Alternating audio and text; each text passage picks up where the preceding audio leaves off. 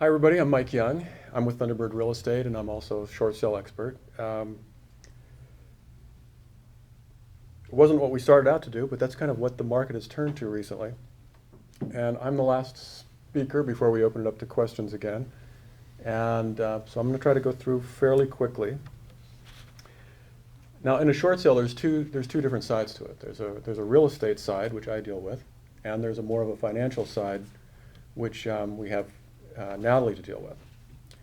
But I'm going to cover the real estate side and also just a little bit about why it might make sense as one of your options to do a short sale. Number one is the borrower is able to get out of a house that they can't afford.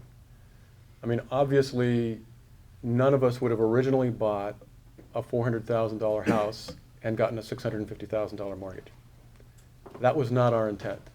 That basically happened with events outside of our control. So when people talk about getting out of their house, you're also getting out of a huge debt. And that's one thing that you have to keep in mind. If you were to even be successful in getting a loan mod, for 99% of those loan mods, you're still going to have that principal far outpacing what the house is actually worth. So if any time in the next few years you need to get out of that house, you're still going to be faced with the same situation. So that's just one thing to keep in mind. As has already been pointed out, you're also going to be able to qualify for a new mortgage in 2 years, as Hannah pointed out. You're not going to have any foreclosure on your record. And as Natalie pointed out, you're going to negotiate your second loan or HELOC. You have that opportunity to negotiate that debt down or get rid of it completely.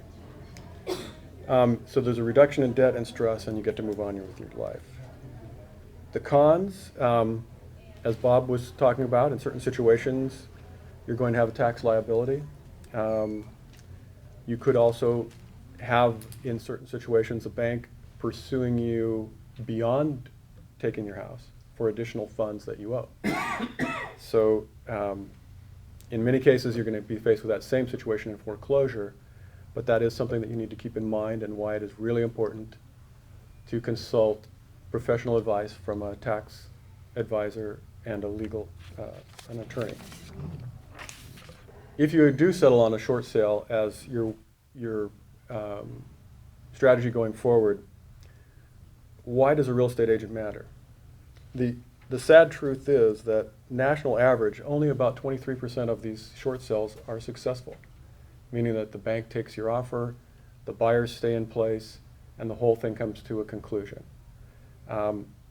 However, with experienced short sales, your experienced short sale agents, your chances improve dramatically. I remember my first short sale, which was about 3 years ago.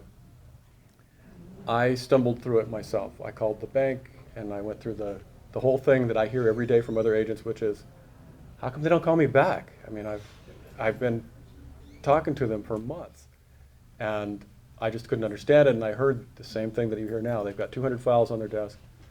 They're just going to respond to whatever's the hottest thing they can do. But what I say is, don't be your agent's learning curve. This is not the transaction to give to someone who is not experienced in short sales. It's a completely different specialty, and it's good to seek someone with experience in this area. And this is just a quick scenario, so bear with me real quickly. It's like, how many parties are involved in a typical real estate transaction? You got your agents for both sides, seller, buyer, buyer's lender.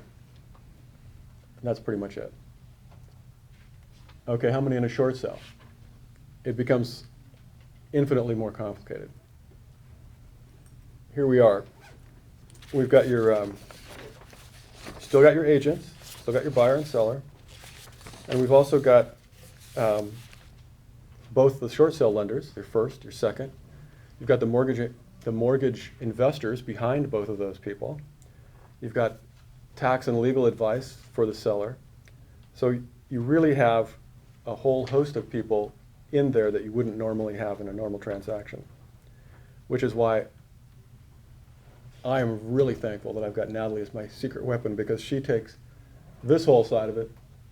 She deals with the lenders, she deals with all this, and I just am able to concentrate on the seller, representing the seller the best way I can, dealing with the buyer's agents. One thing that we also run into, because these transactions do take so long, is sometimes it's the second set of buyers or the third set of buyers that we actually end up selling the house to.